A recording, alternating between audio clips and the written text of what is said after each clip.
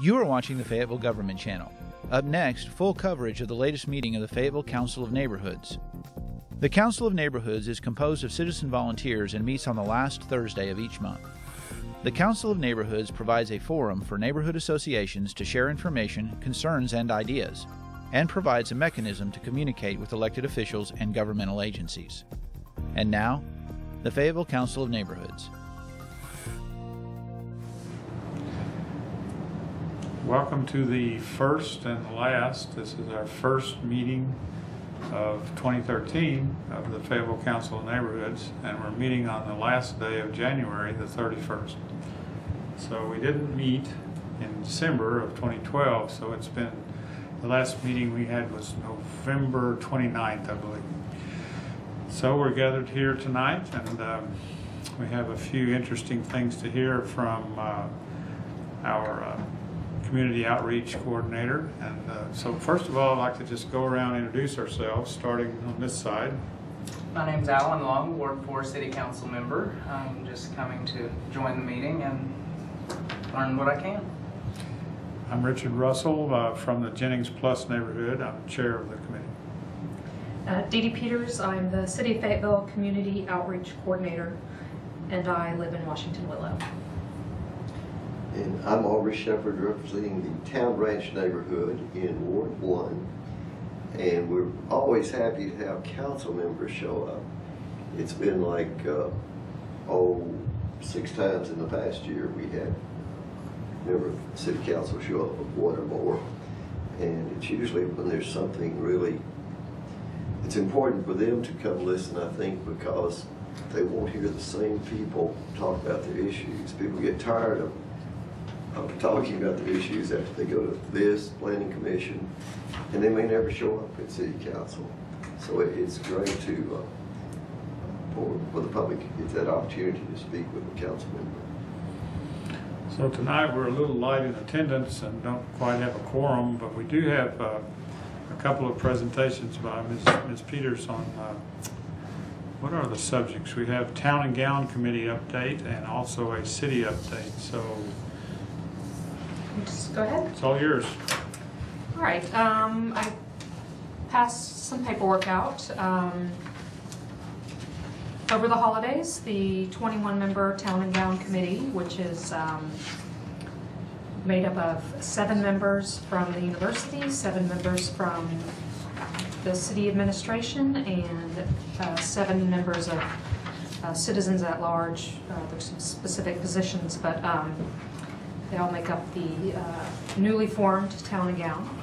And they were determining what kind of topics they'd like to work on and come together. Over the holidays, they filled out a survey and ranked their topics.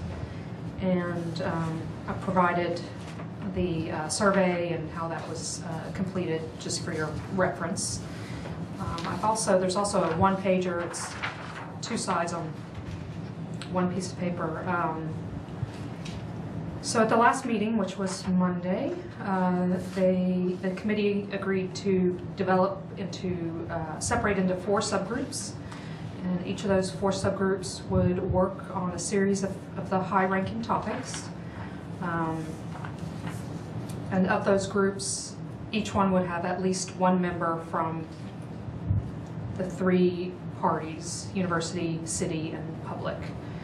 There's also there's a small group that is looking very specifically at researching university overlay districts. And that's at the bottom, and there's 1 representative from each group in there too. So I just wanted to give you that information. You can see the groups. I put who it is and who they're representing or where they're from, and the topics they're going to talk about and research. So none of this is started really yet. This is just the breakdown of the groups, and I thought I'd pass it along, because there will be one of the Group B is talking about campus safety, and then Group C is it's really concentrating on interaction between residents and university students and how they can work together better. So, Yeah, this is, they've done a lot of work. This is, so it's just informational, and if anybody, I mean, of your constituents or people in your neighborhood want to learn more, I can help with that. Lindsley Smith is the city staff on that project. is this finding its way to a page somewhere you can find electronically? This one, the summary isn't there yet, but I believe that everything will be in the city clerk's office. It's part of filing the paperwork of city meetings. And we actually presented this at the Ward 4 meeting. I explained all of this to the constituents. We had about 20 people feel like show up to that meeting. It was a really good meeting, and they were excited to see the progress. Yeah, it's you know, fourth meeting and trying to figure out the structure of a large group that's never, you know, had history of coming together and work on projects. So it's good. Do you mind telling us when these meetings occur? What day of the month? It's third Monday of the month. Third Monday in the afternoon. Yes, they start at 3 o'clock, 3 to 5. They're at the Arkansas Technology Park. They're also filmed and online. You can watch them on public access government channel. I believe the next meeting was March 25th. Yeah, they did change it because of a holiday. So March 25th is the next one. So far, they've been a lot of trying to figure out. It's a lot of structural items. It's a whole new thing. I'm sure other cities have that where they're universities. And I think that a lot of these groups will be, you know, doing some research. Get an idea of what has been done. Well, it's a great thing because the university and the city are growing so fast and clashing just a little bit. All right. So I can proceed to the next one if you're. I had more one questions. question. I'm a little slow on the uptake of understanding the general idea of an overlay district. Can anybody get me started in the right way of thinking? What are we doing by having something called an overlay district? It's been a suggestion that it's kind of like a zoning. It's a zoning structure, and so it's something that they're just investigating, looking at. I'm sure they'll look at other college towns that maybe have, you know, noise ordinances closer to the university, or just, you know, just, I don't feel like I'm qualified enough to speak about them specifics, but it's zoning related. And It can also have a lot to do with parking problems. University overlay districts really run the gamut. Zoning covers a big portion of it. Zoning, parking, where we'll go looking in the future, you know, 20 years from now, what we want the area around the university to look like, how we want those neighborhoods to be incorporated into, you know, the feel of what's around the university, and what we think that impact will be with growth, and how we can mitigate what's done to the neighborhoods and incorporate higher density in some areas. Is it a fresh look at defining some neighborhoods based on university proximity, something like that? Well, it looks at campus edge zoning. Is one aspect of it. That I don't know that I can completely answer that either. I know that it's one thing that we'll be looking at the council level too. When I see the word overlay, I'm a kind of a simplistic, symbolic thinker, and I say, who's overlaying what on what? That's pretty simplistic. Is it something the city is describing together with the university and this town and gown committee, or is it something the university suggests and wants to maintain? Who's overlaying? Well, it's it's a city plan, see. and you can kind of compare it to something similar to the downtown overlay district when they do that. In university overlay districts, I've spoken with city planners in different parts of the country, Seattle and just other areas. They start at the university, and you'd say, well, we want the highest density to be right next to the university, and with our zoning plans, we grow less dense as we go out from the university as far as whether it be student housing or whatever it may be. But you can kind of compare it to downtown overlay districts or things like that. It's the same concept. Good, thanks. Any more questions? Aubrey? Well, I think if that had been done 20 years ago or more, some things would be better than they turned out, because there are little conflicts of comfort zone for people in the neighborhoods as well as the university's planning. So it's great to get started. But Okay. This next one is this pretty one right here. And this is just, we're at the very beginning of a project. I have two fantastic interns that are helping me with this. We're looking at the neighborhoods, the organizations, and trying to get a little more input and organization and interaction, but also providing a good service to our citizens. So we had an idea of, wouldn't it be great if you could type in your address somewhere and find out all your services, all the city services that you can have. Or, we have a somewhat transient community with college students moving in and out. Our solid waste and recycling is getting ready to change Wednesday route to a Tuesday and a Tuesday route to Wednesday, and so they're doing a lot of education this year on recycling. They wanted to know, how can we let people know what day of the week their trash is getting picked up? Because in some of those areas, it's the neighbor is getting their picked up on Tuesday, and then right next door it's being picked up on Wednesday, so it's kind of confusing. So it's just a, kind of a dream we had, and we went and talked to GIS and asked about, is this even possible? And they had already known about a couple of systems that were out there that were similar. And they dug around a little bit more, did some research, and there's it turns out it's going to be not as difficult as it seems. I mean, it's a lot of hard work on GIS's and their department, but I have a screenshot here that our department, or GIS, gave me of I think it's Naperville, Illinois, and so what you do is you would access it through our website, and currently right now when you want to look up something on our map system, a little buzzword comes up, do you agree with terms and conditions, and basically that says not all this information is up to date, so that's good to have.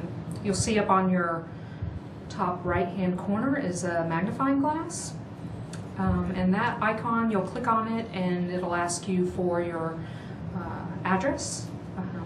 You can type in your address and then it automatically centers and zooms onto your address, and this one here is 526 Jefferson. I'd like to remind everyone this is not the city of Fayetteville.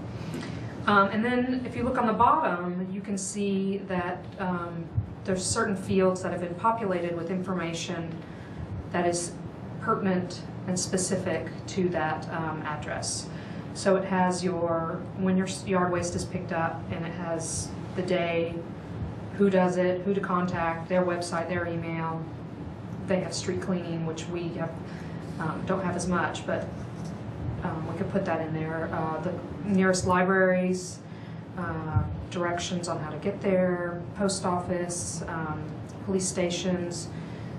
We want to include what ward you're in, that contact information, your various local government, so that includes county, districts within the state, and how to get a hold of those particular individuals, state, all the way up. What school system, what school district you're in, what elementary school you would go to. And then also, so let's say you find out you're looking at your yard waste, or you can click on that area and it'll show you where the Tuesday boundaries are. And so each one will have a boundary, not each one, but a lot of them, you can see where your political district ends or where your ward, where the boundary is. And this automatically will work on iPhone and iPad. I'm not sure about other devices, but it automatically resizes. Yeah. So this is something that we're working on right now. It's not ready to go live. It's going to be a few more months. I think it's a terrific idea. Yeah. I mean, it was amazing that it's one of those things where you're like, I have this great idea, and it already exists, which is nice, isn't it? Yeah, and I think a lot of the newcomers to town would really, that would be intuitive for them to look this way. Mm-hmm. Yeah, and you might even, looking for a rental, you might even decide based on what you could pick out of a scan like this. Mm-hmm. I would just imagine that if you, Like a school district. School district, you were looking for a particular school, or you wanted to be near a police station or fire station, any of those, close to a library. All right, come on in and join us. Right. Pull up to the desk if you like. 2 council members. Sarah? Are you shy about introducing yourself on live camera? No. Please do. I'm Sarah Marsh. I represent the citizens of Ward 1 on the Fayetteville City Council. And also chair of the Environmental Action. Yes, I chair the Environmental Action Committee and I'm vice chair of the Water and Sewer Committee. And I'm the council liaison to the Fayetteville Forward Group and also on the Ordinance Review. She's not busy at all. We're glad you had time to come to this. Well, I thought I'd at least catch the tail end. I That's can good look to at the whole see. thing. We've been having presentations here about Dee Dee on some things she's been working on. She gave us a nice report on the Town and Gown meeting that was this Monday. And then this last thing here, maybe you know about this. I don't think she does. Yeah. It's kind of just beginning. This is a service that we're working on where a citizen, well, anyone will be able to go online and type in their address and type in a address and find out what services are available for that particular address.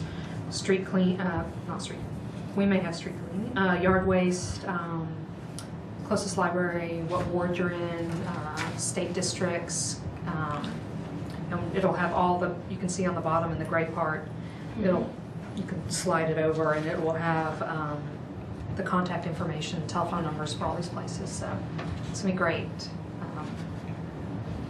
Will it have contacts for our legislators? Yes, it'll have it'll go from local all the way up to federal, so. Great. It's a great service.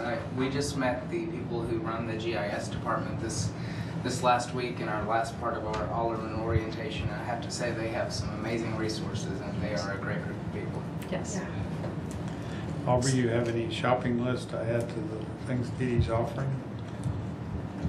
Like brown wren, We do have habitat? street sweepers. I know, I was thinking, I don't think we do them in all streets. So I'm privileged. You are privileged. They don't come on my street. Really? Is it too steep or something? It's a dead end. Yeah. Could you sign up for alerts, like for when there was a bulky waste pickup in your neighborhood? I'm not sure, or because board meeting? I want to make a list of questions because someone also asked if you could be alerted about elections, because some elections don't get as much press, or, Yeah, especially the school board. yeah, school board. Maybe you'd probably already thought of this, but the polling place, your polling place would be a nice thing to have on there, because when I was at the polls this time, I had a lot of people ask me where their polling place was, and I had my iPhone, so I would go to voterview.org and type in their address and tell them where to go, but that would be a helpful tool. Right, and especially if it could send out an alert, like remember to register to vote by X date, and this is your polling place. Yeah, I'm not sure all that what this can do, so I can ask. Okay. It's a brave new world. I just think it's great that I can find all Very the neat. Yeah, anything information that in one spot. enables citizens to have more information and be engaged is a good thing. Parking, I will put that on here. Good question. rules of engagement. Where's If you're the parking in emphasis this about area. parking? Or is this the entertainment district Yeah. parking, or what's, you know? Or is this a public street or a private street? Yeah. Am I allowed to park here if it's a public street, or? Yeah, those are all things that newcomers struggle with. I probably don't know what to do on a private street that's marked. On a private street, technically they're not allowed to park on it private property. because it's private property. So your quandary would be, you get out of your car, you find the kiosk, you go to, you mention the parking space, and it won't let you, right? It won't take your money? There wouldn't be a number that you could put money in. It would be, oh, you mean like a private parking lot? Well, I'm thinking down, are there areas where the numbers are just for residents? Yes. Yes. And that is a certain set of numbers, I believe 1 through 299 or 1 through 300, I think is resident-only parking. For example, on Isla, that was just reclassified as resident-only parking. I believe it's numbers 1 through 300 or 299. Don't quote me on that, because it could be just opposite of that, but I think it's 1 through. So if I wandered down there and decided to park, just even though I'm a city resident and I understand quite a bit about it, I could park and then wander around looking for a kiosk?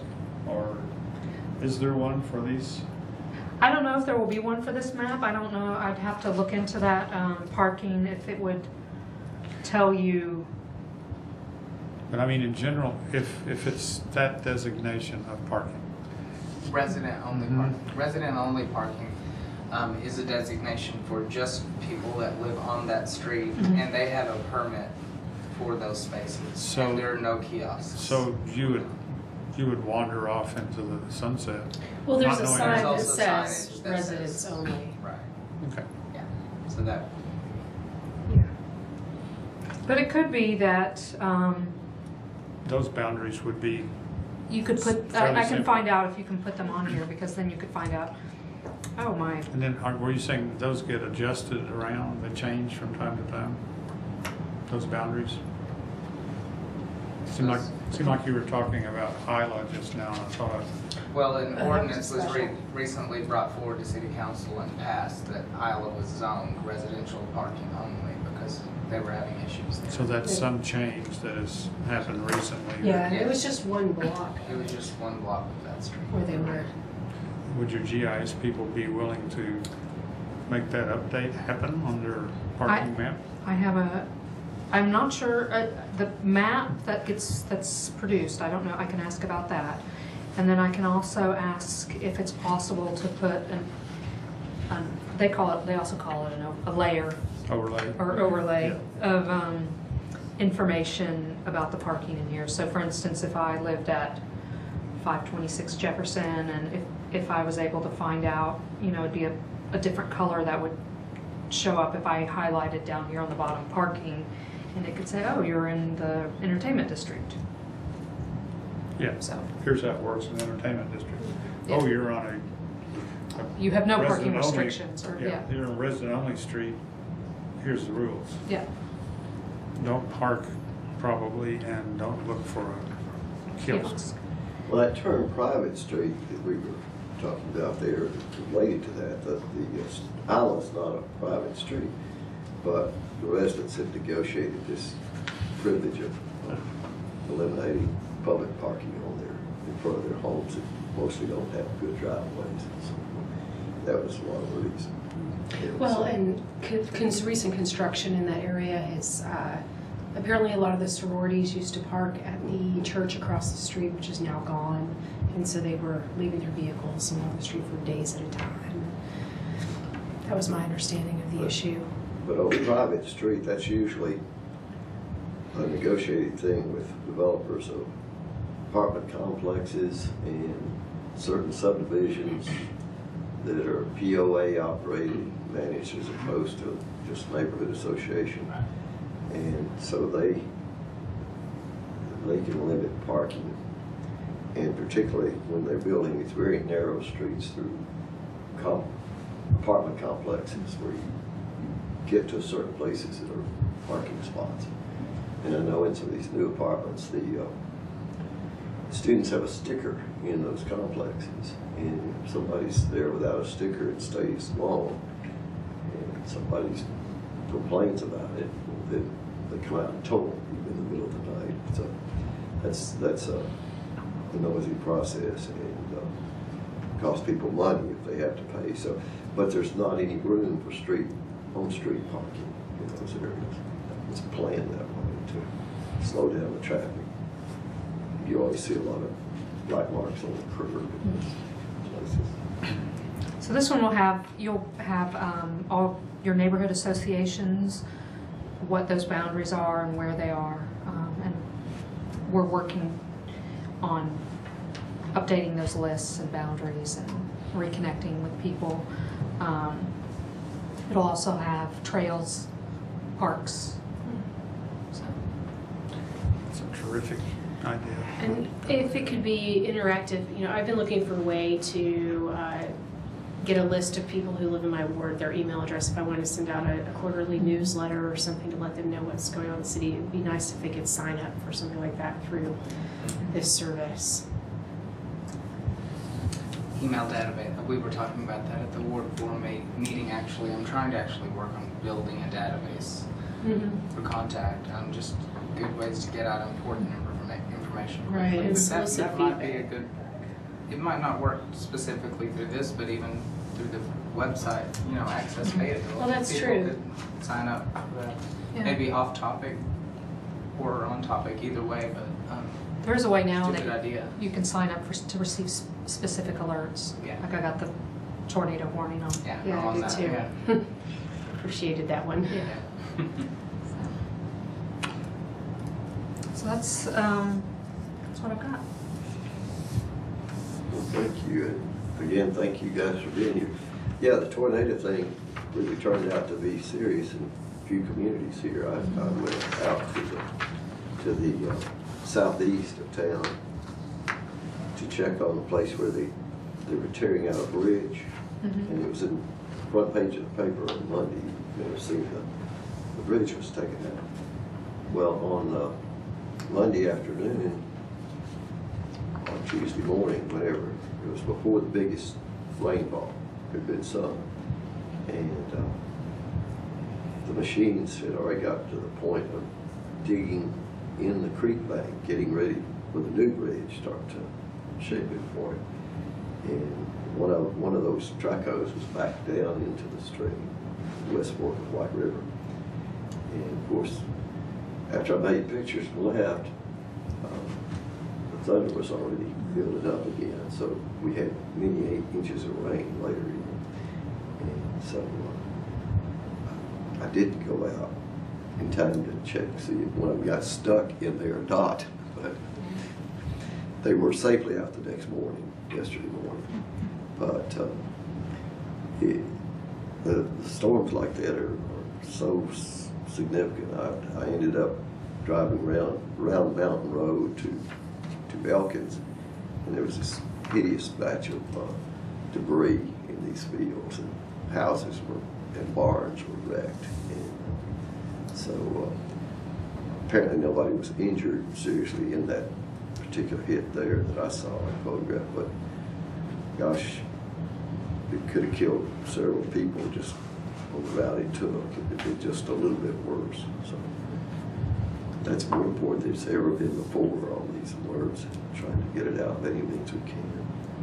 I did learn, this was very interesting, because I thought that the city of Fayetteville had tornado sirens as a resident.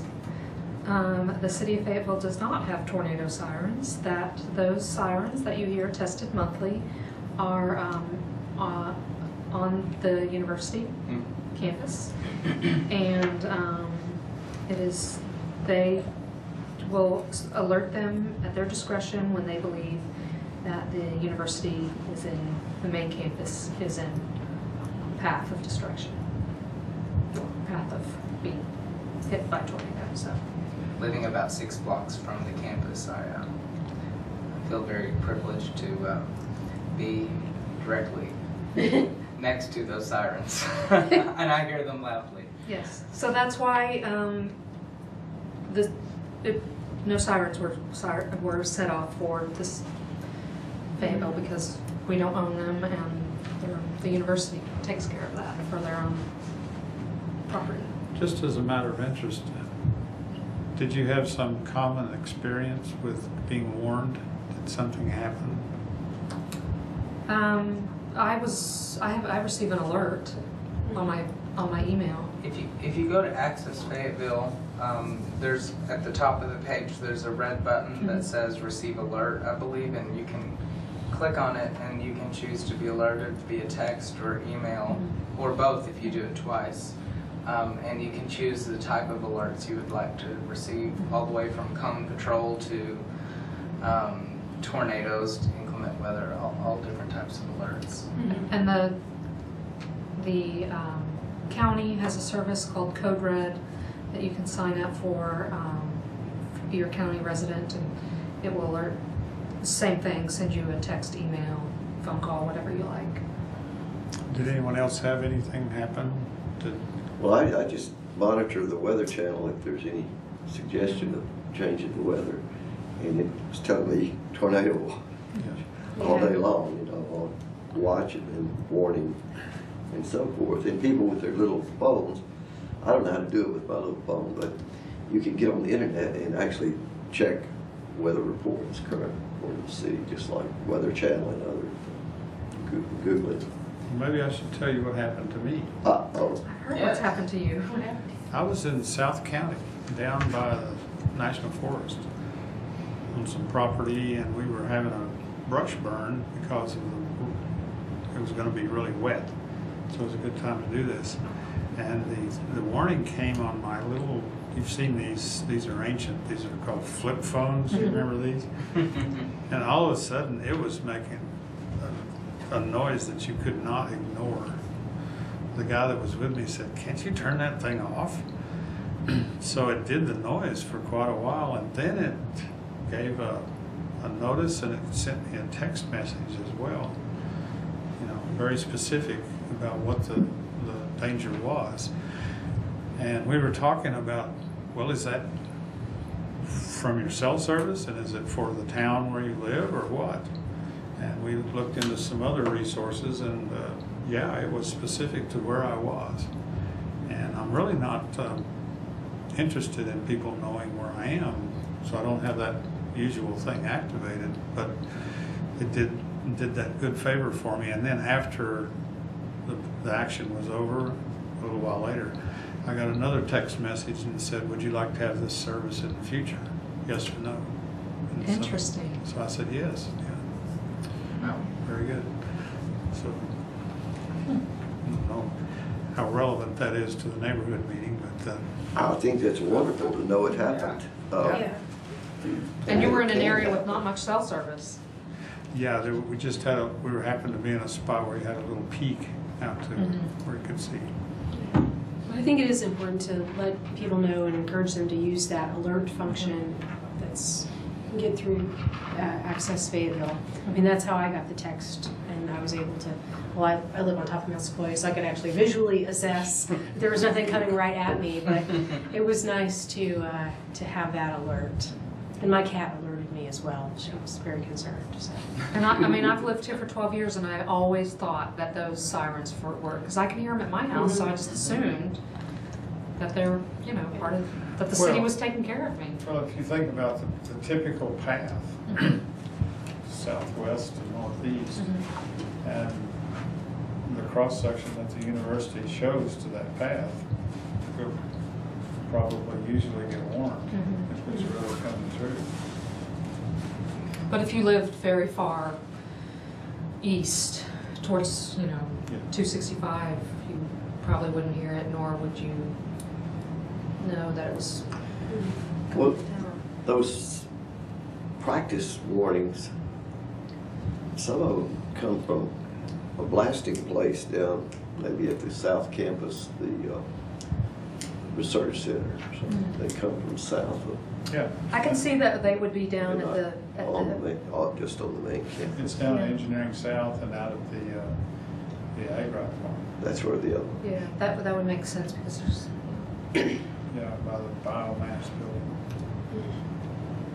Thank you. they told me University. campus proper is what they said, was the language they used. And I don't know what campus proper includes.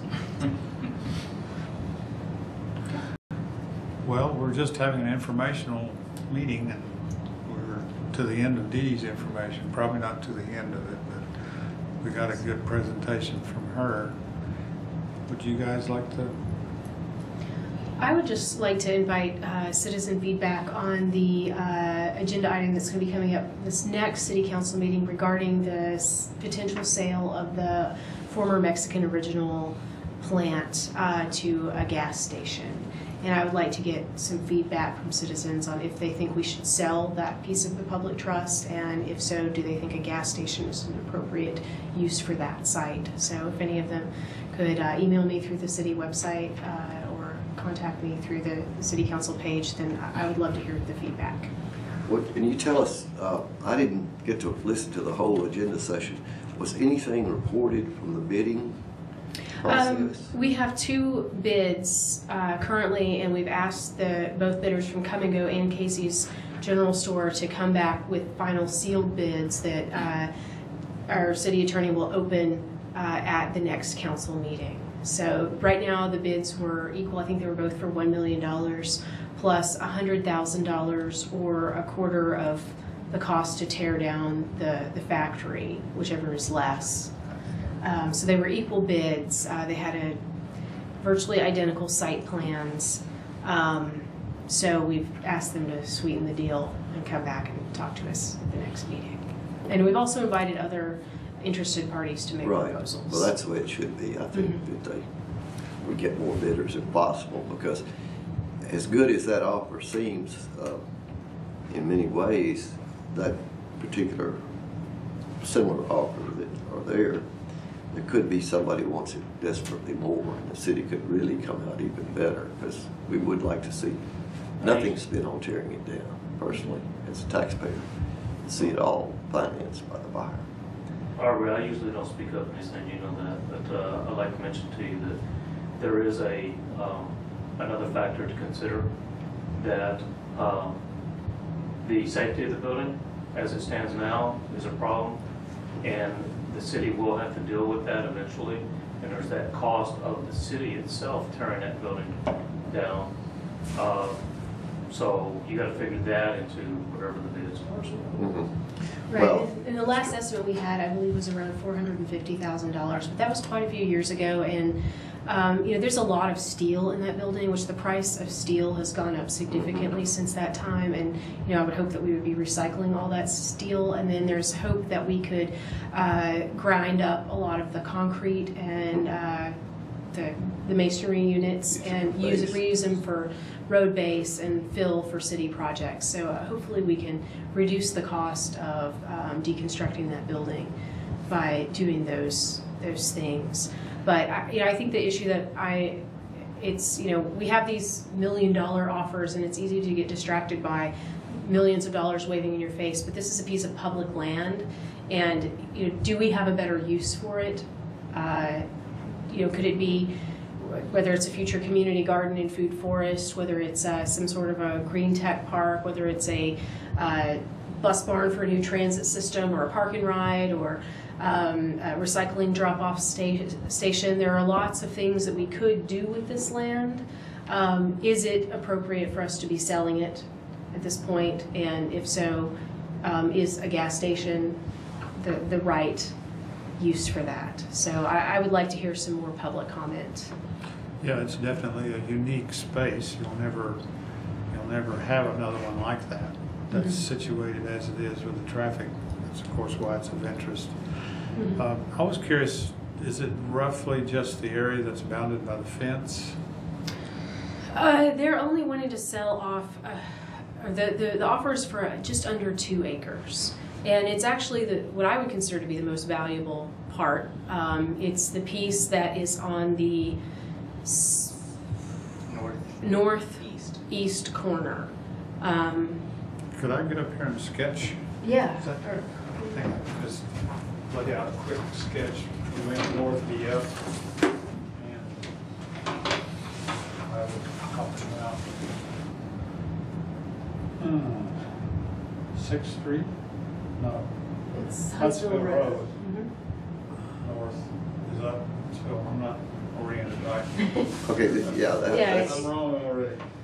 Anyway, it's a big swooping curve, right? Yes. I'm going to make it north this way. Right? And back some distance, you have some facade, Right. back building. And then there's a fence. Sort of like this, a fire station over here. And so there's... The parcel in question is, it's about like this. And the proposal includes building, at the city's expense, a road through the middle here, and then another road on this side. That links up with Huntsville Road. Right. Where it points right toward it. Right, and the current configuration that they're showing is a building in the middle with 16 bays of fueling station, and then approximately 30 spaces along the perimeter of the building. And currently they only have the facade articulated at the side facing Huntsville Road.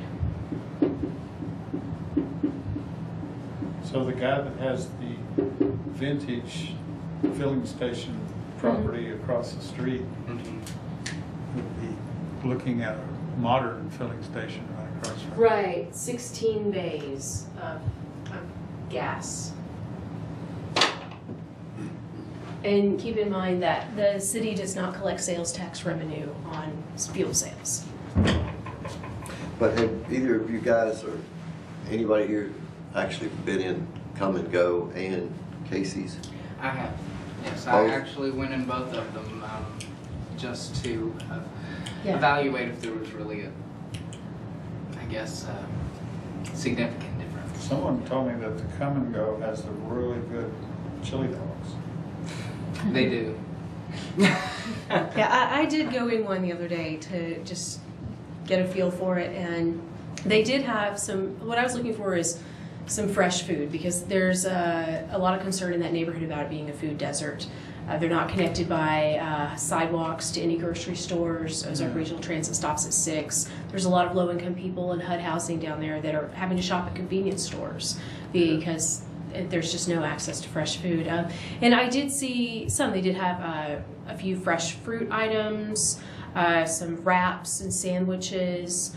They were a little pricey, but I was pleased to see there was some fresh food offerings. But then there's also the donuts and pizza and all your general junk food and sodas and cigarettes and beer.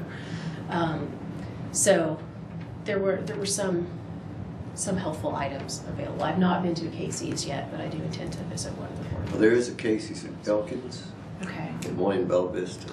And they've actually invited the entire council to come visit their newest store in Rogers. But the closest one to Fayetteville is located on the corner of 265 and Don Tyson Parkway in Springdale. I forgot about I'll that one. visit that one. There's, up in Bentonville, there's a Come and Go and a Casey's that are really close together. So Come and Go's on the highway. Casey's been waiting to really have access in Bentonville because they've had the street closed for 2 years. Yes, I believe Central is now open. Working. And I would invite anyone from Ward 4 that has an opinion on that city property can also email me through the city website. Sarah, I'm sure, has received more communication because that is her ward, and people in that area, she's their representatives. But you know, if anyone in Ward 4 has any input, they're welcome to email me as well. Well, from the food standpoint, I would be voting for this one if it's got to be sold, one of them. Because I've been to 2 of each and sampled various things, and they just seem to have a little better selection. And the way they did it, people that were there seemed to be experts in food preparation, which made me confident of they'd make the sandwich on the board and stuff. But in the points about that piece of land and the potential value, the sad part is that it is a very impaired site with what it's been used for, and it's Pretty big paved over. wetlands just south of it there. Pardon? Pretty big wetlands just south. Yes, south of it. that land itself historically was wet prairie. It should have never been paved or built on, or not concreted and red dirted and that sort of thing. And behind it, what Richard's talking about, the stream, probably part of the flow would have gone through that site from the north and west. And if you go down there and see that beautiful stream, you look across that stream crossing behind there and you see a junkyard, which is also an impaired site. Probably easier to clean up than the concrete on this site. But from the watershed point of view and the wildlife habitat and the clean air and so forth things, sure we wouldn't want anything like a filling station, an old-fashioned word for that. But certainly the regulations are probably better now for controlling the potential leaks and the things they have to go through to make them safe. And as much as I'd like to see everybody riding bikes and riding buses and so forth, that's not going to happen anytime soon. It'll be a long time before we get rid of the need for filling stations, unfortunately. But no, it won't happen in my lifetime. So I hope it might happen in some of yours. It'll be greatly reduced. But until we start reducing worldwide population, there's just going to be more demand for these things. And it's a very unfortunate situation because we're just a couple of 100 years of population growth beyond the carrying capacity of the earth for human beings. And so that's the one major problem that we've got to face is we can't grow forever. We can't have a growing population and actually have a healthy environment because the resources can't be produced on that kind of land as it is now. And the infill lots in the city are eliminating the possibility of growing a decent garden. And so somehow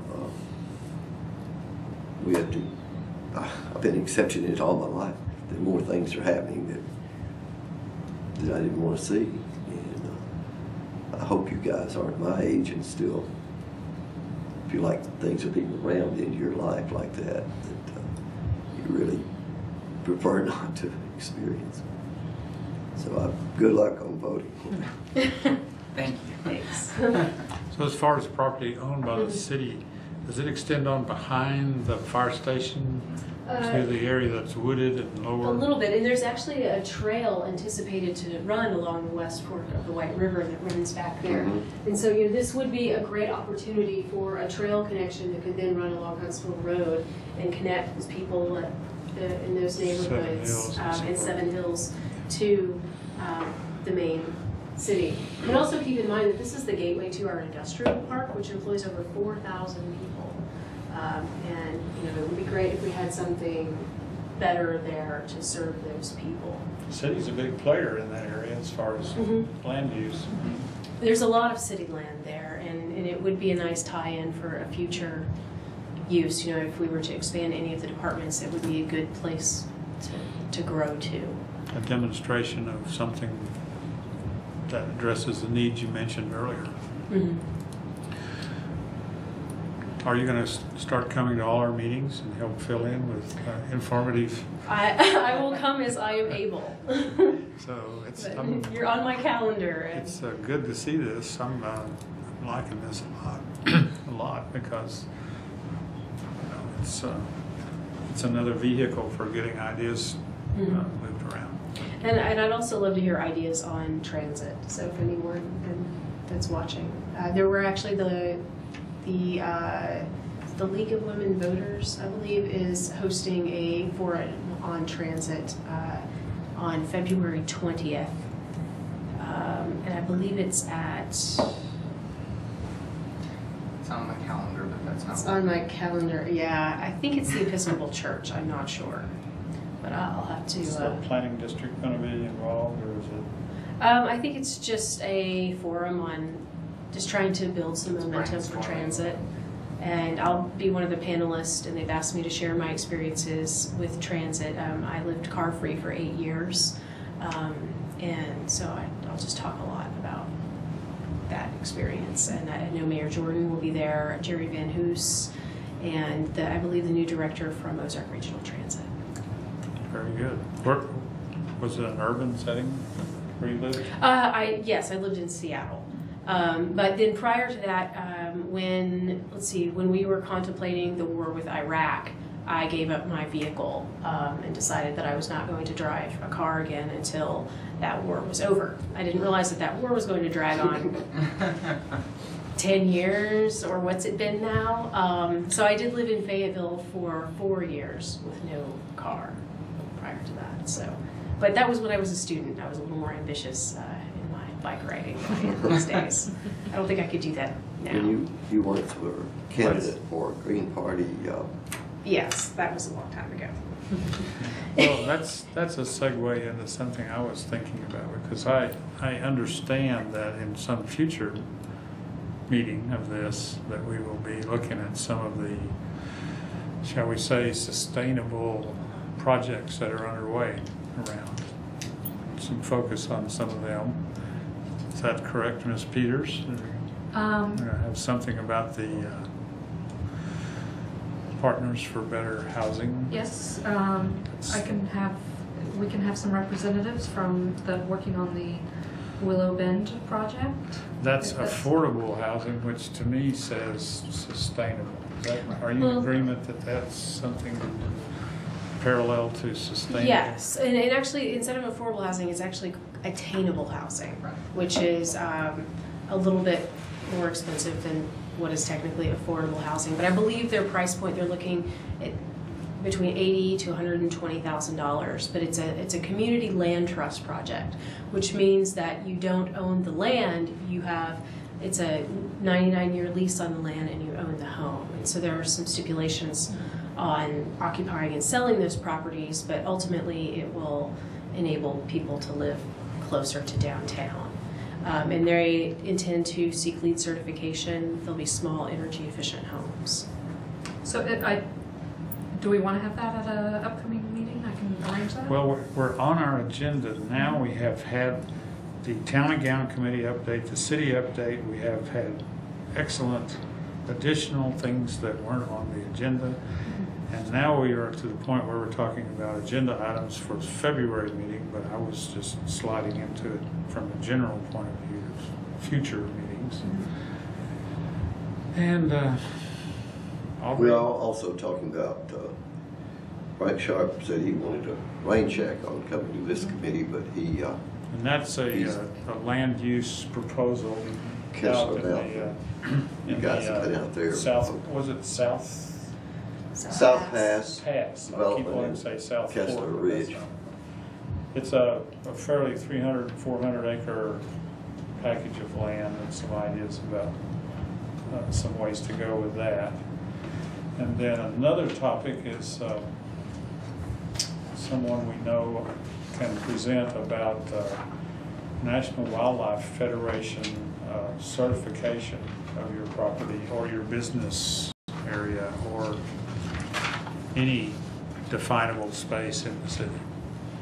So those are some general future topics.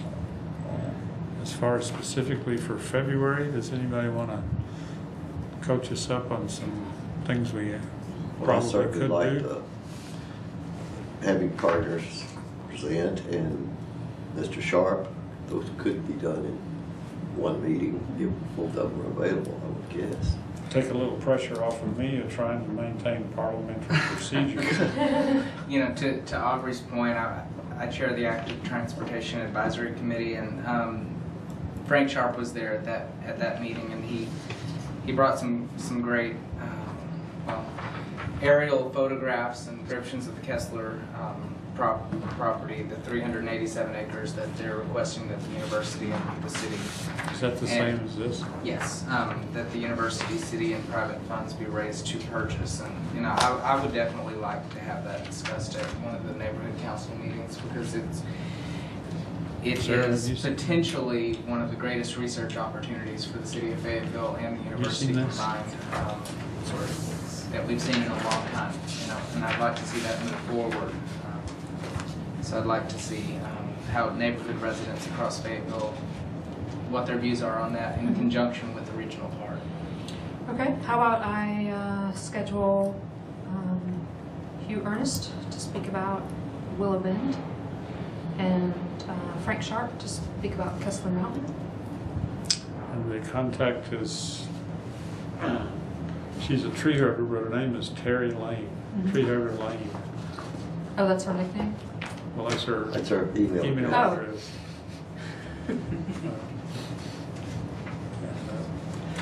Richard and I are on Environmental Action Committee with her, and we're also partners for better housing. Yeah. So we're already involved with these things. Okay.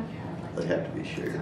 Yeah, and they're, Yeah, I think this is, where it is. not quite sure yet who our audience is, but whoever we are, whoever we're talking with, having these conversations with, these are three very interesting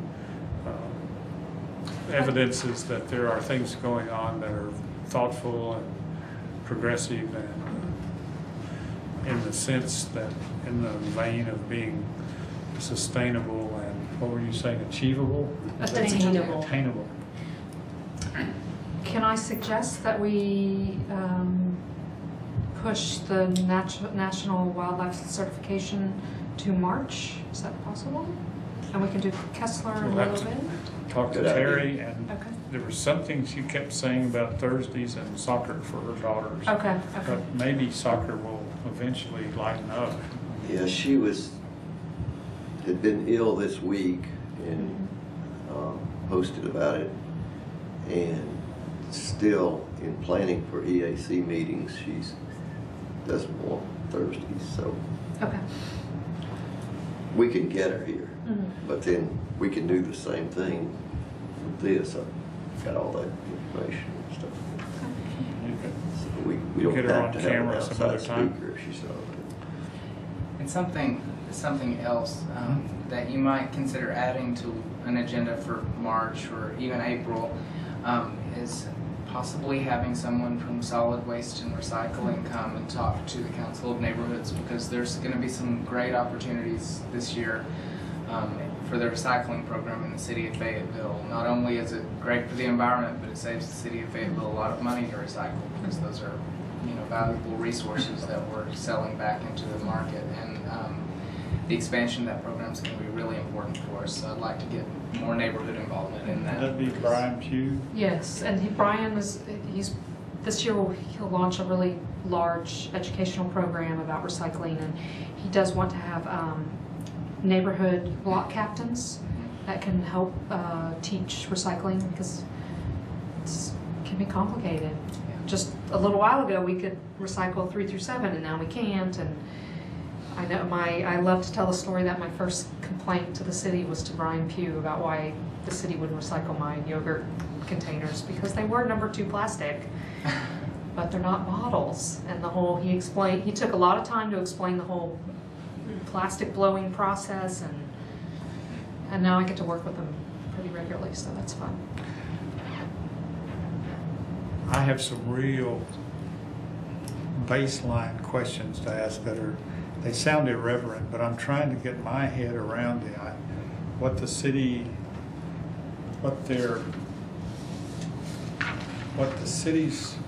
stake is, basically, and what their commitment is. I think about things like, I go out and buy something. Mm-hmm. Let's think of the most ridiculous thing I could go out and buy as far as recycling goes. A big plastic playground set, right? Mm-hmm. Right. Something like that. And carry it home in a really big plastic bag. So these are the questions that I'm interested in. They seem a little strange, but I think about custody, like that playground set and the big bag that it came in. I have custody of those. I bought them, they're mine, right? At what point does it become an issue for the city of Fayetteville? When I try to divest? Or, I'm curious about that transaction. When does it become Brian's problem? Not dragging on the city property to leave it? Are you asking when does it become the city of Fayetteville's issue, when you're trying to, for lack of a better word, throw it away? See, isn't that an interesting point to talk about things kind of for my benefit? Like, what? And then the other side of that whole coin, in my thinking, is if a piece of material is an asset, if it has some value, some intrinsic value, like say it's a Aluminum ladder. a solid copper engine block and weighs 1,000 pounds. Everybody's eyes are lighting up because that's obviously worth something. The question of the transparency of the trail of that piece.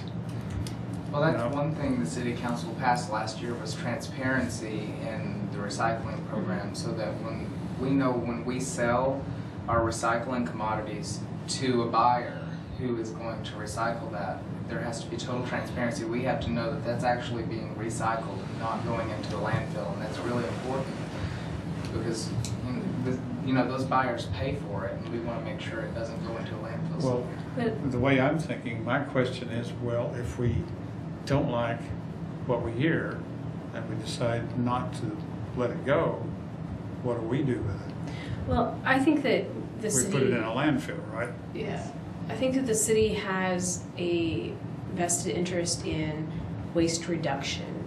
And, there's been a lot of focus on recycling, but coming from the building industry where I was a sustainability consultant, our first mission is to go in and reduce the demand for energy. And I think that as a city, we need to go in and reduce the amount of waste we're producing to begin with. And we need to take a long, hard look at plastic bags, non-biodegradable or non-recyclable takeout containers. And, let's get some of this low-hanging fruit and just stop making so much garbage that we then have to dispose of or recycle or, ends up in our streams. And, I've been taking my own bag to the grocery store for probably 15 years, and it still amazes me when I see people walking out with a cart full of like 20 plastic bags. And I think it's just really, it's education to start with, and I think helping people to understand that you don't throw that plastic bag away. That plastic bag, ends up blowing out of the back of your truck and getting caught on some farmer's fence, and then it goes in the stream, and it's still going to be there when your great-great-grandchildren are alive. And what legacy are we leaving? And it's not a very good one at this point, and we have to address the waste production. I think I find myself in a predicament, like I have a stash of those in my house. I have a closet full of plastic bags because I don't know what to do with them. I don't know what's Walmart claims to recycle them. Mm-hmm. It's okay to do with those things. Your point, I believe I caught it, was I wouldn't have that problem if I had not taken them in the first place. Yeah, you know, take your own bag, but even still taking my own bag, I find that, you know, when you're going to buy lettuce or something, it's in a plastic bag. When I go to buy tortillas, they're in a plastic bag. So I still end up with the drawer full of plastic bags that I, you know, do my best to reuse and get as much life out of as possible. But at least I've cut my plastic bag consumption easily by probably 80%. And so I think if we just can educate people and encourage a culture of bringing your own bag, that, you know, it's just, and when we toured the recycling factory or the recycling plant, all the newspapers, I mean, the bales and bales of newspapers, which are biodegradable, but still, you know, can people read the news online? I mean, I read the news online. Do you need the newspaper delivered to your front door every day in a plastic bag? Because that's what's happening. And I think we just need to ask these questions of ourselves and look for opportunities to cut back and produce less waste. Yeah. Well, we certainly agree, I think. Yeah, there are all these things like the newspapers stopped delivering to your porch 15, 20 years ago in this town. Then they started leaving them out where they get wet, and they started putting them in the bags. And then people stopped buying them anyway because 30% would actually read the newspaper on here. But if more people don't buy the newspaper, it won't be printed because we haven't figured out any way to pay journalists to do what newspaper reporters do. And that's because you can't sell enough ads on the internet. But it's all a frustrating situation. Right, and the yellow pages and, Oh, yeah. you know, it's just, they're in the junk mail. Oh, God. Go to the post office, and they now have recycling bins. I stopped the guy who was They won't filling. take some big items you want to stuff in. I talked to the guy who was emptying those. Gave him my card, and I said, "Where does this go? Now that you're collecting it," I was more interested in the identity, the little snippets of identity and information that are there. And he goes, "Well, we just put it in a big bin and it goes away. I'll find out for you and let you know." Of course, I haven't heard from him. But I think Brian would recognize that as a sellable commodity. Yeah, And it's mixed paper. Brian has some goals, you know, some percentage that he's trying to meet in the next couple years and 5 and 10 years from now. So I think having him come and speak, I mean, I think it's fascinating. I don't like to think about what happens where my trash is going, but I like to know how, I like to be informed of what I can do with what I can't do. Let me regale you with one more personal anecdote since you were so kind to talk about yours. I buy a certain kind of peanut butter. Okay, it's got a metal screw-on lid and it's in a glass jar. And I have about 30 of them because I eat a lot of peanut butter. And I've been keeping them because I had this ideal that I was going to clean those puppies up and reuse them. Well, I'm reusing them, but I didn't get them cleaned up. I can't get the glue off of them. I've gone on the internet and I've heard all of these chemical methods of getting the glue off of them. And it takes an enormous amount of warm water and detergent to get the peanut butter out of the jars. So, but I'm determined. A dog.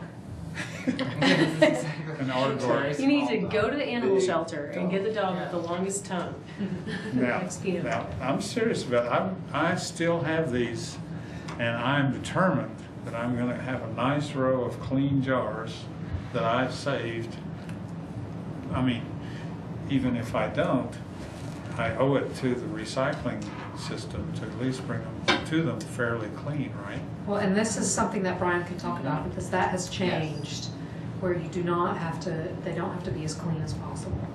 They've changed this, you know, they do, I don't know what it is, but he'll be able to talk about it. See, I think there was someone who came to our meetings who argued that people get used to doing something and they'll never change. I don't agree with that. I think there's a bunch of people who are sensitive in the way I am. See how sensitive I am with my peanut butter jars? as soon as I see an out, a decent way to go with them, then I'm okay. Maybe I won't have to keep every peanut butter jar I ever buy. I would recommend not keeping every. It seems so juvenile, I'm sure, to everybody to hear this, but really, I've been working on this, trying to figure it out. Because it's silly.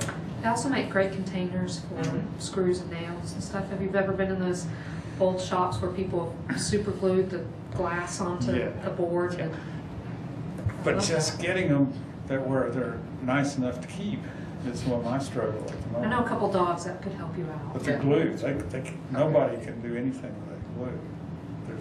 Well, are you talking about plastic? You're going to have acetone to get the glue off of it, which is totally counterintuitive. And that's when write the company and tell them to use a different kind of glue so that you can reuse their jars. I mean, it's worth a try. I mean, it's kind of the whole concept of cradle to cradle, that, you know, you use one thing for peanut butter and then you upcycle it into like a canister or a place for your screws and bolts or whatever. Making new glass out of old glass is less energy consumption than making it out of sand.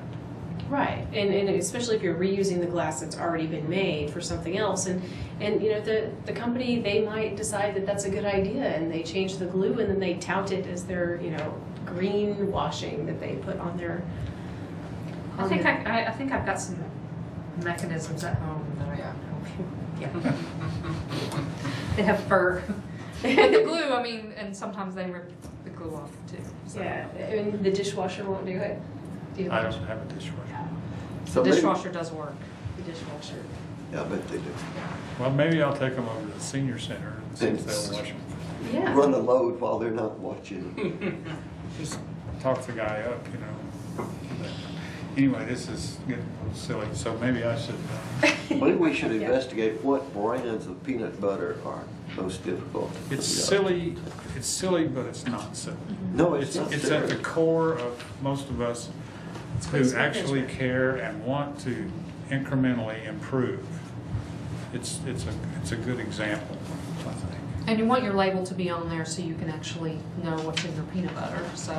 Well, I can get the label off, but I can't get the glue. Yeah. Maybe you should make a new label for whatever it is you're putting in the jar next that would cover up the glue. From Add more glue. recyclable. Maybe I'm thinking about it wrong and wanting to get it pure and pristine before I use it. Maybe that's my problem. Yeah, maybe you just need to. So we've had a few good ideas about future meetings and quite a bit of monologue about Glue. glass. And announcements. Announcements? Tomorrow morning at 8 a.m. at the Chamber of Commerce, the Fayetteville Forward Green Economy Group will be meeting. So anyone? Is it 8 or 8:30? 8. 8. From 8 to 10. That's why I don't attend. They're talking about changing the meeting time. Take up another afternoon. Well, there's a good group of about 30 people that regularly attend, so it does work for some. But And I haven't seen it. Is it being recorded now and shown on the government channel? no, it's not. Okay, So what kind of things will be? I was thinking. Since I am no longer reading the group, I don't recall what is on the agenda. I suspect there's going to be some discussion about the governor's energy plan and the clean energy lobbying that they've been doing. There will probably be continued discussion on the green MLS, which is actually something we've been working on to the multiple listing service for real estate. We want to put a box for HERS rating, which is the home energy rating score that will enable people to search for an energy efficient home. And then there's also, we're doing a lot of work in terms of educating realtors, lenders, and appraisers and real estate agents about the added value of energy efficiency. So I'm sure there will be some other things on the agenda as well. Well, I did watch them when they were on in the early years, 4 years ago, religiously. But I watched them later today. Oh, yeah. Yeah. That's some of us just aren't great. Get up early and so we stepped Early bird gets the worm. Well, my granddad used to tell a story called Nail Soup, and it was a typical long story about people showing up with something to add to the pot. And a marvelous meal was had, and I think tonight's meeting has been a nail soup meeting. Very good. Lots of good input and fresh ideas, and not a lot of controversy. Should we call for a motion to adjourn? I want to thank Other comments? 2 new council members for being here. Yeah. I hope you keep it up. Well, I want to thank y'all for having these meetings consistently, keeping people informed. Well, you know what? If something controversial comes up, this will be packed with people who are mad about something. So I was, if I may, ask Alan Long about the neighborhood issue that came up. Some of your neighbors were concerned about, just about election time, that people were clearing up the area between streams in your neighborhood, the lowest part of a low area of streams, and it was wetland, deep wetland soil. They removed the trees, and I photographed all this, visited with you out there a couple of times. How is that looking now, and what kind of effect did that have on your thoughts about the way things are done here? I think that that area, we were able to have them do some mitigation that add some sediment fencing, but actually what the work that they did was approved by city engineering. So that was all pre-approved, the rerouting of drainage streams. So they had actually gotten the permits to do the work that they had done. And so, you know, after when we contacted you that day, when you came out after that, and I walked by the other day and talked to the person doing it, and he's got the proper check dams in and sediment fencing. So, I mean, the trees can't go back, unfortunately. But and that's something looking forward, and I think that the city needs to look at building in some tree conservation into our construction codes for our harbor in Fayetteville, because, you know, you look back 40 years and Fayetteville didn't have the harbor we do now, and I don't think it's a good idea to let it just be eroded like that. Yeah, one of the things about it is that the engineering department, we do have a low impact development as a choice developers can make, but we still don't have an ordinance saying that's the desired first choice, and that you have to have a permit to put a pipe in the ground instead of an open swale. You have to have clear, big public hearings before you remove precious soil that's accumulated at the bottom of those flow areas that come together. The other thing is, your house, I believe I was told, was right at the border of the 100-acre rule on the streamside ordinance. Actually, the lot next to the one that you were talking about, behind me, next to it, is the point, is at the specific spot, the back of that lot of the 100-year floodplain. So, drainage area. Yeah. so what we were talking about is that the streamside ordinance doesn't go into force until the stream watershed reaches 100 acres, and that's a lot of ground, especially on those hills like that, because the water doesn't soak in easily till it gets down to the flat. But everywhere it can soak in those yards and flower beds and so forth, decreases the flooding down at that 100-acre mark. But so right now, all we can do is what I and others involved with the AC and so forth doing, and try to educate people about the value of protecting their yards with habitat rules and so forth. And the first key to that is protecting the soil on that land. And way up on the hillsides where the top very first yard has water running off of it, all of that counts just as much as what's beyond that 100-acre mark.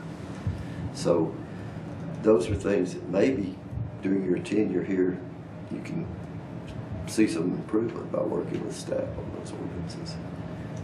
Yeah, there's definitely some holes.